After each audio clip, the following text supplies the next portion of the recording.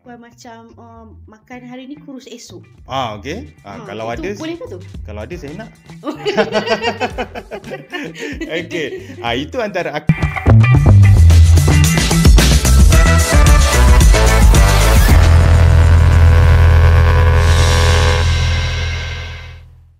Assalamualaikum warahmatullahi wabarakatuh dan salam sejahtera.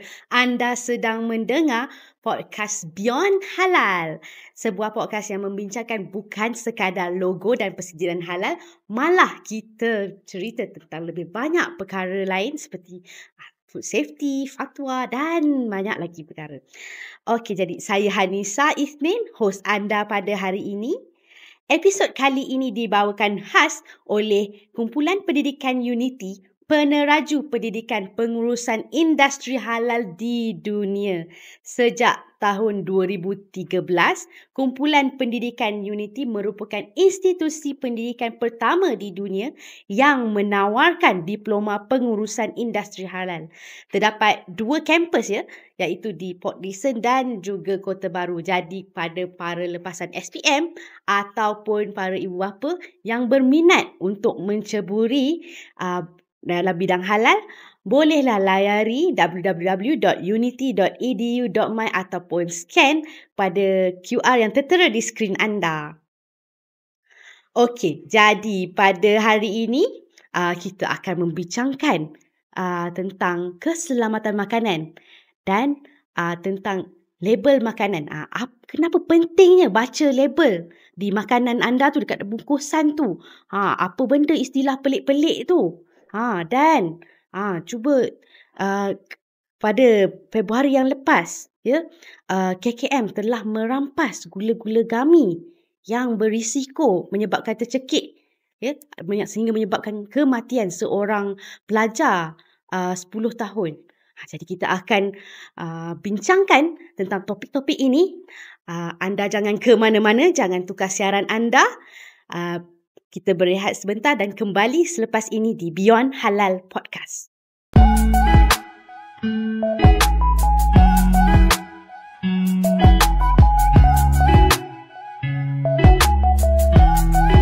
Terima kasih kepada para penonton dan pendengar yang setia dengan Beyond Halal Podcast.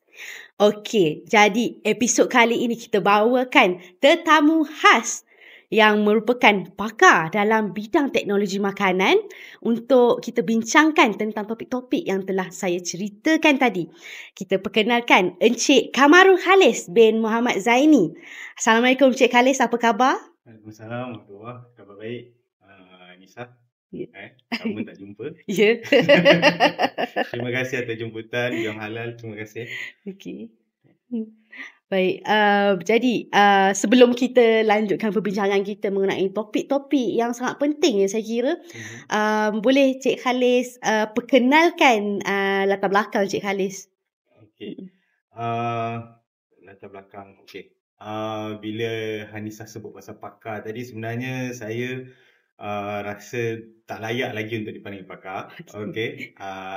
Pakar tu agak besar dan agak berat tanggungjawab dia. Okey, saya lebih suka dikenali sebagai food technologist lah. Okey, baik. Alright. Okey, so latar belakang tentang bagaimana sayanya pada hari ini, alhamdulillah saya bermula di pendidikan berkenaan dengan teknologi makanan di Politeknik. Okey, peringkat diploma. Kemudian saya menyambungkan pelajaran di Universiti Putra Malaysia di peringkat degree. Saya rasa kita di sekolah yang sama. Yeah. Okay. Dan alhamdulillah sekarang ni dalam proses untuk menamatkan peringkat master saya lah. Di dalam bidang yang sama, teknologi makanan. Dan dari segi pengalaman bekerja, saya bermula di perkilangan, kilang makanan, industri makanan. Kemudian saya masuk di rangkaian restoran, sebagai boleh kata macam auditor restoran lah. Okay. Dan kini alhamdulillah berkhidmat di Kementerian Kesihatan Malaysia di bawah Program Keselamatan dan Kualiti Makanan. Okey, Okey. baik. Okey, banyak ya pengalaman yang ditimba oleh Encik Khalis. Jadi, banyak yang kita ingin bincangkan pada hari ini. Dan yang pertamanya adalah berkaitan dengan labeling makanan lah kan. Jadi, kita teruskan kepada perbincangan kita ya. Apakah antara elemen penting yang perlu consumer lihat pada label makanan? Sebab kadang-kadang kita ni consumer lah, beli tengok harga je. Itu perkara pertama kita tengok lah kan. Tengok harga je. Ingat harga ngam ada diskaun pula kan. Baru kita masuk bakul terus. Tapi kita tak tengok apa label-label yang perlu kita baca. Boleh terangkan Cik Khalis? Okey. Bila sebut pasal label makanan ni, saya sebenarnya suka awareness lah. Awareness kepada orang ramai. Even kalau macam saya pergi shopping mall kan, Nisa kan. Kadang-kadang tu saya punya family, saya punya wife, anak macam, kenapa lama sangat belik makanan tu. Tapi sebab kita dah terbiasa.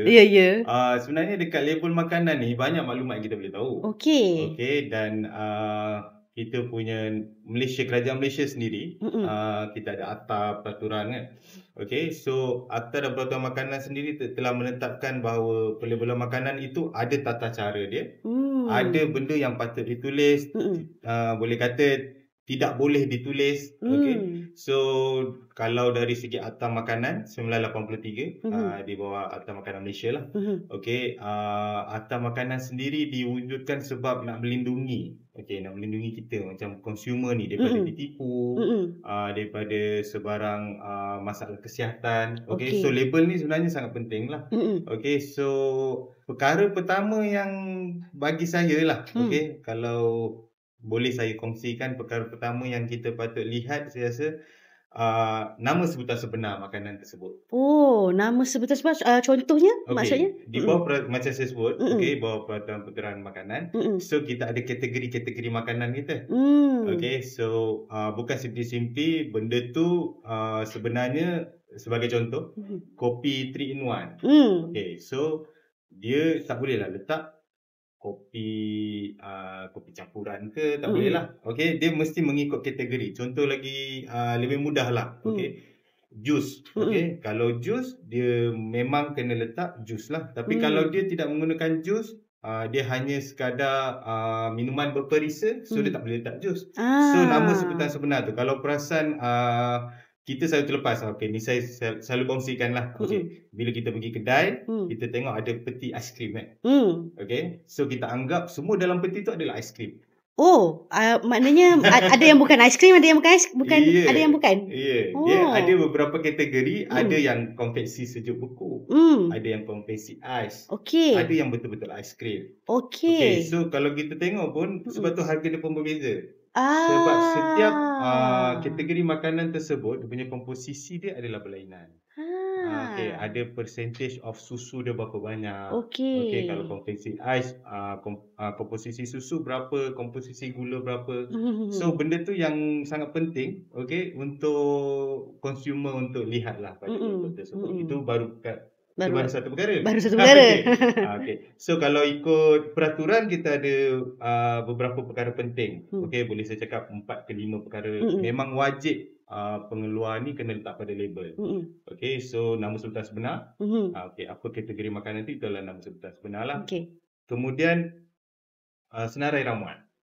Okey, bahan apa yang dimasukkan untuk menghasilkan makanan tersebut lah, secara simpelnya. Tapi nanti kompetitor tahulah pula. Apa ni kita punya resepi. Yes, itu yang selalu pengilang fikirkan. Okey, komputer akan tahu. Tapi sebenarnya kalau di dalam bidang food sendiri, walaupun kita tahu senarai ramuan, tanpa kita tahu berapa komposisi percentage dia, bukan mudah lah untuk menghasilkan makanan yang mungkin ada rasa dia tersendiri kan.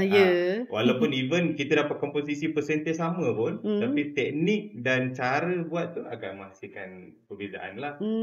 So senarai ramuan, yang ini saya nak tambah, senarai ramuan tu ada pula cara susunan dia. Okey, baik. Macam mana tu cara susunan dia? Ingat kan dia orang main letak je. Tak. Dia ada cara susunan dia. Maksudnya kalau kita lihat, okey, contoh Mungkin yang pertama dia letak tepung. Okey, yang kedua kemudian dia letak air, kemudian gula dan bahan-bahan lain. So, bahan yang pertama adalah bahan paling banyak di dalam produk tersebut. Okey, so kalau tepung tadi first, tepung lah paling banyak. Tepung paling banyak. Kalau gula, gula lah paling Gula banyak. lah. So dia akan disusun secara menurun. Okey, dan yang paling sikit tu adalah yang paling sikit lah. Okey, so saya suka bagi contoh lah kalau kita kongsikan kan. Okey, dia tulis itu minuman almond contoh. Minuman almond. Tapi bila kita baca ramuan dia, hujung sekali itu pun perisa almond. Okey. So sebenarnya macam susunan nama sebutan sebenar tadi pun dah salah. Okey. Dia dah guna perisa, sepatutnya minuman berperisa. Kemudian susunan bahan mentah tu pun dah menunjukkan apa kategori minuman tersebut.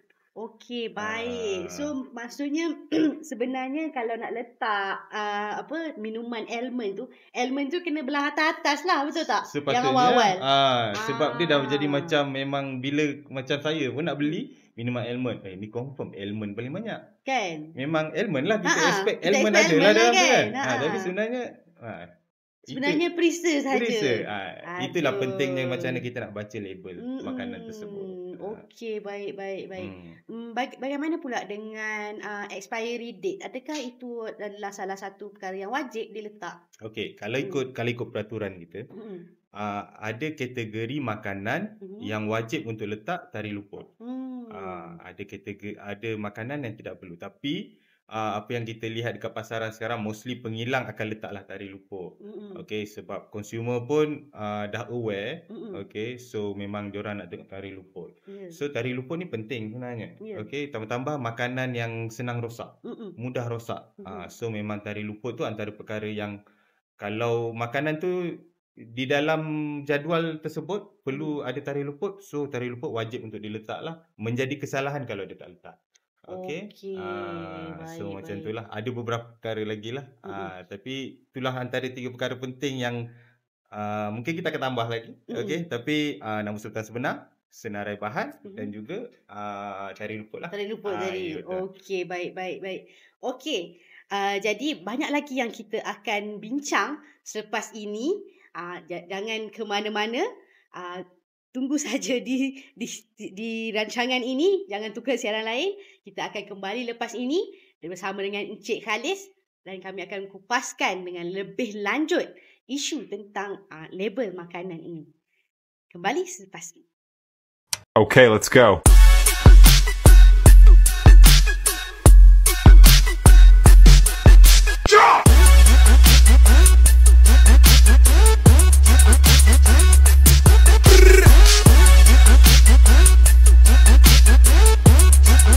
Assalamualaikum dan salam sejahtera. Kembali kita ke Beyond Halal Podcast yang membincangkan bukan sahaja sekadar logo dan persediaan halal, malah banyak lagi topik-topik menarik yang kita bakal bincangkan.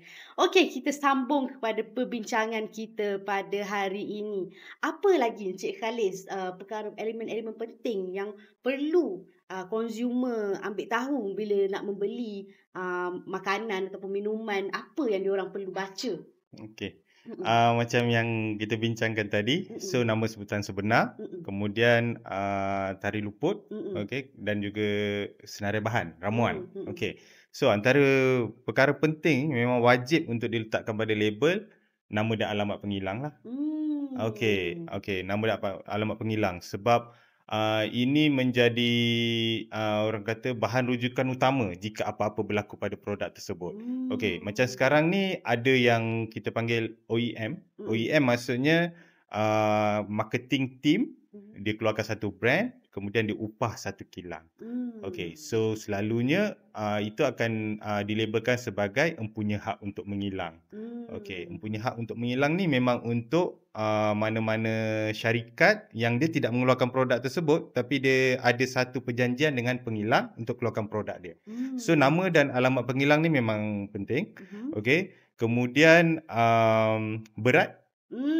Okey, ini paling utama lah. Berat perlu Ya, so dengan dengan bila cakap pasal tanda harga, okey, tanda harga tu perkara pertama lah selalu orang akan tengok kan. Ya. So kalau macam saya tengok tanda harga, kemudian tengok berat. Kemudian kita Ah. compare lah. Kalau boleh, kalau nak kira per gram pun kita kira lah per gram tu berapa sen. So berat tu memang wajib untuk diletakkan. Dan yang paling utama berkenaan dengan tiada akuan-akuan yang tidak sepatutnya pada label. So ni antara perkara asas yang memang pengilang memang kena ambil tahu. Okey, nama sebutan sebenar, senarai ramuan, berat, tarikh luput, nama dan alamat pengilang, dan tiada apa-apa akuan lah pada produk tersebut. Akuan macam makan hari ni kurus esok. Okey. Kalau itu ada, boleh ke tu? kalau ada saya nak. Okey. Itu antara akuan kesihatan kita panggil. Akuan kesihatan. Okey, itu antara contoh akuan kesihatan lah. Makan hari ni tak perlu bersenam, besok kurus. Kan? Ataupun makan hari ni selepas 3 jam putih. Okey. Itu antara akuan-akuan kesihatan. Okey, ataupun overclaim. Overclaim. Selain daripada overclaim tu ada lagi contoh lain, contoh premium. Okey, premium. Kemudian mungkin dia tulis itu 100% bahan asli. Tu antara overclaim yang memang tidak dibenarkan pada label. Untuk claim kesihatan memang totally tak boleh overclaim, tapi dari segi kualiti ada perkara yang mungkin dia boleh membuktikan dan mendapat pelepasan daripada pihak kementerian, okey, untuk dia letak pada label, dan jika ada kelulusan dan dibenarkanlah. Itu dari segi kualiti lah, tapi dari segi overclaim kesihatan memang kita tak benarkanlah. Even kalau dalam makanan, okey. Kalau ubatan pun tak boleh overclaim, ini kan lagi makanan. So memang jangan terpengaruh lah. Okey, so ni antara perkara penting yang memang kita nak sarankan supaya jangan terpengaruh dengan overclaim ni lah. Mostly banyak sangat sekarang ni, memang banyak overclaim lah. Itulah, banyaknya macam ada juga yang cakap sugar free, betul ke sugar free? Sugar free. Okey, sugar free ni, okey, sugar free ni dia boleh kita letakkan label sugar free ataupun tiada tambahan gula, tapi ada cara dia. Okey, macam mana cara dia tu? Memang tak boleh ada sebarang tambahan gula. Okey, contoh kalau macam kita minum kan, minum jus ke, saya bagi contoh lah. Okey, minum jus, dia tulis tiada gula, tapi kita rasa manis. Itulah. Okey, dia tak menjadi kesalahan kalau memang produk tu daripada asalnya memang dia dah ada manis tu. Contoh macam jus, kita tahu ada fructose dalam buah apa semua kan. So memang akan beri rasa manis lah. So sebenarnya itu dibenarkan, tapi dia memang tak boleh ada sebarang tambahan gula. Okey, baik. Tapi kalau gula tu asalnya daripada buah tu sendiri, tak apalah. Ya, betul. Ya, betul. Okey. Tapi kalau macam itu daripada buah kan, kalau dia puri buah tak boleh lah kan? Puri buah maksudnya dia memang dia akan manis lah kan? Dia macam puri kan biasa dia letak gula dalam tu. Sepatutnya tak patutnya boleh lah. Bila masa dia tambah gula tak boleh lah. Bila dia apa-apa je. Simpelnya contoh macam tu lah. Macam Nisa bagi tahu kan. Maksudnya bila ada mana dalam proses tu dia tambah gula, dan tidak dibenarkan. Walaupun gula tu dia tak tambah, supplier yang tambah. Pun tak boleh lah kan? Kalau daripada bahan mentah tu dah memang mengandungi gula, so ada dia punya tata cara yang akan diikut lah. Okay, dia ada banyak lagi. Ada banyak yang contoh macam dia cakap 20% less sugar kan. Okay, itu boleh kata itu perbandingan. Maksudnya dia kena bandingkan 20% kurang gula tu daripada produk yang mana. So selalunya company akan dia ada produk asal dia produk A, kemudian dia keluarkan produk B. Produk B dia reformulate, dia kurangkan 20% gula. Then okey lah. Macam tu boleh lah. So maksudnya ada perbandingan. Ni jangan pula kalau tiba-tiba kita keluarkan air, sebelum ni kita tak pernah keluar air. Kita keluar air terus 20% kurang gula. 20% daripada apa kan? So itu antara consumer perlu faham lah macam mana nak baca label. kan. Okey. Baik. Lepas tu, kita masuk kepada isu yang pada bulan Februari lepas KKM telah merampas gula-gula gummy ball Gummy ball. yang tu kalau tak silap isu label juga dia boleh gummy ball pada Februari lepas Ya, betul. Februari atau awal tahun telah menyebabkan kematian seorang kanak-kanak berumur 10 tahun kerana dia makan gummy ball tersebut. Boleh Cik Khalis ulas sedikit tentang isu ni? Mangsa tercekik kan. Ya. Okey, kalau ikut apa yang bacaan saya lah. Okey. KKM ada keluarkan satu kenyataan rasmi. Okey, maksudnya adanya rampasan daripada pihak KKM ke atas produk-produk gummy ball ni. Okey, tapi kalau ikut kesalahan utama dia memang pasal label lah. Okey, saya rasa kalau boleh pergi survey pun kat luar tu, tak ada lagi saya rasa gummy ball yang dijual ada label. Kemudian ada pula warning hazard, mudah tercekik ke apa semua. Saya rasa macam tak ada kan. So memang itu antara masalah utama bila makanan tak ada label. Okey, kemudian kita nak trace siapa yang keluarkan, daripada kat mana dia gudang simpanan apa semua.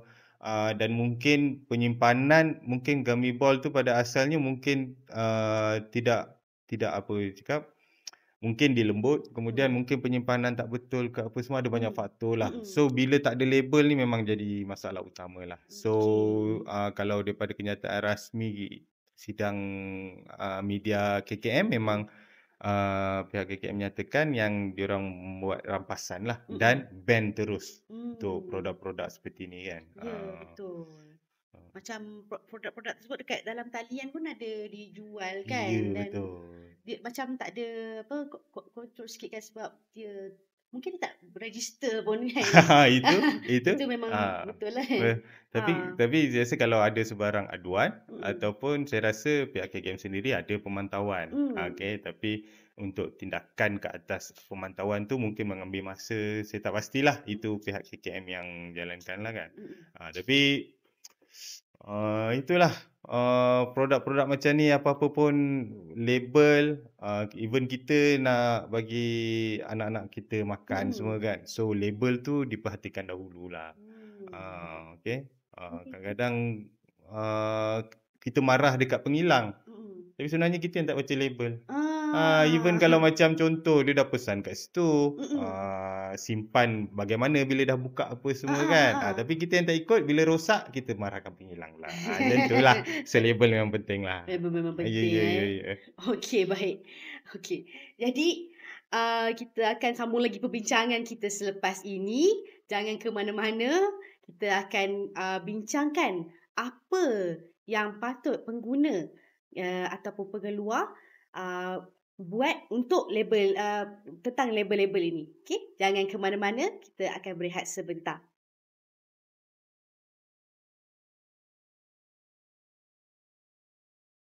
Assalamualaikum dan salam sejahtera. Kembali kita ke podcast Beyond Halal. Terima kasih sekali lagi kepada penaja kita, Kumpulan Pendidikan Unity, peneraju pendidikan halal di dunia. Okey, kita sambung balik perbincangan kita dengan Cik Khalis.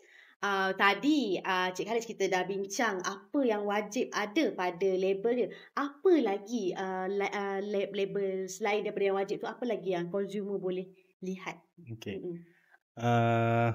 Consumer boleh lihat Okey. Kalau pada pandangan saya lah, okey, kalau saya memilih produk ni, saya akan pilih produk yang design dia minimalis ya. Minimalis maksudnya dia terlampau banyak grafik. Itu peribadi saya lah. Sebab dia nampak lebih matang macam tu kan. Okey, selain daripada tu, yang memang selain 5 perkara yang kita dah bincangkan tadi. So benda yang selalu saya akan lihat adalah logo pengiktirafan. Kalau perasan kan, kalau penonton pun mungkin biasa tengok lah. So ada produk tu dia ada logo Mesti, Okey, logo halal kita dah cakap lah. Beyond halal memang logo halal tu jadi perkara utama lah kan. So selain daripada tu ada logo Mesti, ada logo yang dia tulis GMP, HACCP. So itu antara kriteria yang saya rasa saya akan pilih. Okey, bukan saya rasa lah, saya akan pilih dan saya rasa penonton pun patut menggunakan itu sebagai kriteria untuk memilih sesuatu produk makanan lah. Okey, so saya cerita lanjut sikit pasal persijilan ni. Okey, produk yang ada logo-logo persijilan macam Mesti, JMP, HACCP ni, dia kilang tersebut telah diaudit ataupun dipantau. Okey, kalau logo-logo tu dikeluarkan oleh pihak Kementerian Kesihatan Malaysia, maksudnya kilang tu memang dipantau dan diaudit oleh Kementerian Kesihatan Malaysia. Okey.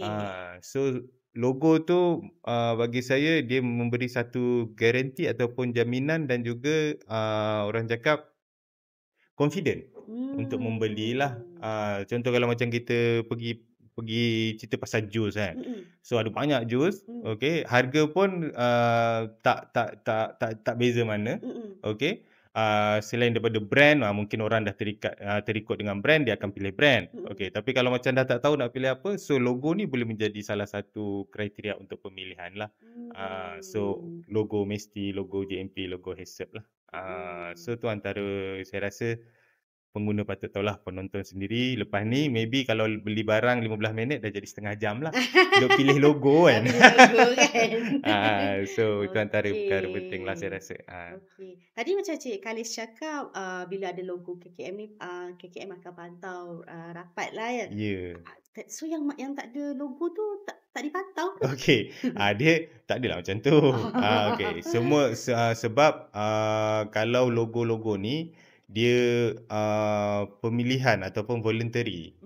Okey, voluntary. Selalunya kalau pengeksport makanan dia memang akan dapatkan persijilan ni untuk memudahkan dia eksport. So bukanlah kata KKM tak pantau. Okey. Jangan cut tengah-tengah pula. Okey. So KKM masih memantau. Semua premis pengilang makanan yang berdaftar memang KKM akan pantau lah. Ini pengalaman saya lah. Okey. So cuma yang ada logo ni dia lebih intensif dia punya penjagaan kilang kan. So mungkin orang cakap dari segi kebersihan dia akan lebih intensif lah. Ada juga kilang yang dia boleh kata dia punya persijilan tu dah, kalau dalam industri makanan ni dah paling tinggi dah. Tapi dekat produk dia tak letak pun logo. So ada juga. So jangan terkejut lah kalau tengok yang brand-brand besar multinational punya brand kan. Kadang-kadang dia tak letak logo KKM ni. Tapi sebenarnya dia memang ada persijilan tu. Kalau persijilan tu selain daripada KKM pun mungkin dia saya rasa tak dibenarkan untuk letak logo. Contoh daripada pihak auditor lain lah yang di bawah jabatan standard kan. So dia memang tak dibenarkan letak pada logo. Tapi sebenarnya kilangnya tu memang diaudit dan ada sistem yang kita boleh yakini produk yang dikeluarkan mengikut spek, selamat untuk dimakan dan bersih lah. Baik. Jadi kepada para pendengar, siapa yang produk-produk makanan yang ada logo-logo persijilan ni, jika tak ada di produknya mungkin ada di website dia. Jadi kilang-kilang ini maksud saya produk-produk ini lebih terjamin dia punya keselamatan. Betul Ya, Cik Khalis, betul. kan? Okey, baik. Okey. Jadi apa nasihat Cik Khalis kepada para pengguna untuk tentang label makanan ni? Apa yang diorang patut Okey, macam yang kita bincang tadi lah. So perkara utama tu kena tengok dululah. Okey, contoh kalau kita jumpa produk tu, dia hanya letak nama brand dia. Kemudian contoh biskut apa nama kan, biskut coklat. Okey, so tak ada maklumat lain apa semua. Adakah kita akan beli? Okey, kita kena tanyalah. Okey, kalau macam saya tak belilah sebab saya tak tahu pun betul ke coklat yang diguna. Ataukah hanya sekadar perisa coklat. Kan? So jual mahal pula tu. Mahal pula. Aduh. Jual harga premium kan. Okey, so benda tu memang kita kena sebagai pengguna, okey, kita nak terapkan memang perlu pentingkan perkara tersebut lah. Okey, secara keseluruhannya lah kita boleh cakap semua perkara ada demand and supply dia. Betul. Okay, so kalau pengguna sendiri tak demand, maksudnya tak ada permintaan untuk pengilang tu keluarkan produk, so takkan adalah pengeluaran produk tersebut. Sama contoh macam gummy ball tadi kan.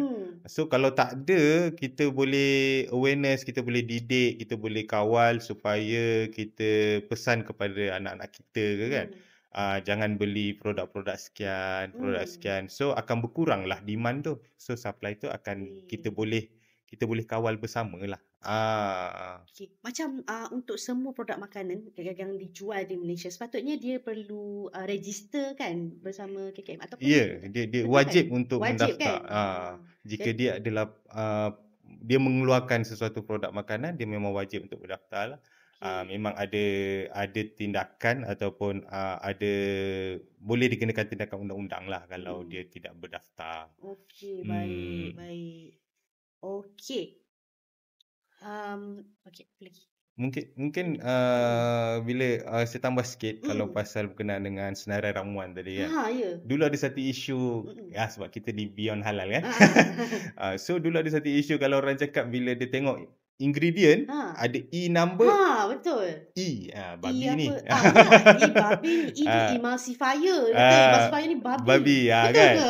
Okey. So sebenarnya untuk peraturan yang baru kita ada nama dia QUID. Okay. So setiap bahan ramuan tu dia kena letak percentage.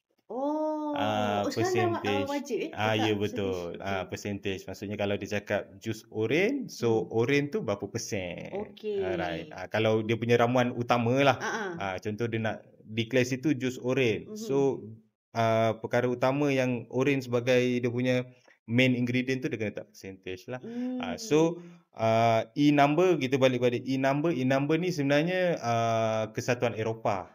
EU, European Union. Okay. Itu yang E-nya.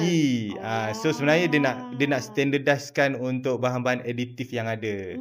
Okay, tapi kalau dari segi secara globalnya kita ada INS number. INS number ni refer kepada number untuk itulah additive ingredient macam tu lah. Jadi adakah INS dengan E dia selari sama ataupun dia lain? Okay, mostly number yang digunakan sama.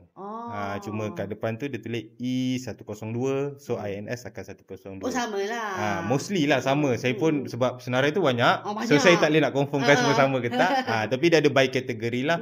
Dia ada kategori untuk maybe preservative, pengawet semualah. So tu yang mungkin saya rasa senarai ramuan bahan ingredient ni benda yang memang utama sebagai penonton, sebagai pengguna, kita sebagai pengguna memang kena lihat lah. Sebab pengilang pun dia nak letak senarai ramuan pada label tu, banyak gak dia punya nak kena fikir, nak kena susun kat mana percentage apa semua kan. So dia dah susah payah, kita pula tak tengok pun. Kan. Padahal tu maklumat penting yang kita boleh tahulah kan. Macam tu lah. Okey, baik. Okey, jadi para pengguna jangan lupa masa-masa beli tu baca dulu label, baru beli. Jangan tengok harga je. Yelah, harga tu penting juga kan. Harga tu penting juga, ikut kita punya duit poket. Tapi kita nak pastikan harga yang kita beli tu berbaloi dengan apa yang kita beli dan selamat untuk dimakan. Betul Cik Hafiz? Ya betul. So tu antara benda yang penting lah. Okey, baik. Okey. Terima kasih banyak Encik Khalis kerana bersama kita pada hari ini di Beyond Halal Podcast. Terima kasih sekali lagi kepada penaja kita, Kumpulan Pendidikan Unity, peneraju pendidikan halal di dunia. Kepada para lepasan SPM yang berminat, bolehlah layari laman web www.unity.edu.my ataupun scan QR yang tertera di skrin anda. Baiklah, kita berjumpa lagi di episod yang akan datang. Jangan lupa like dan subscribe page Beyond Halal Podcast Unity Halal Center. Sekian, terima kasih. Assalamualaikum warahmatullahi wabarakatuh.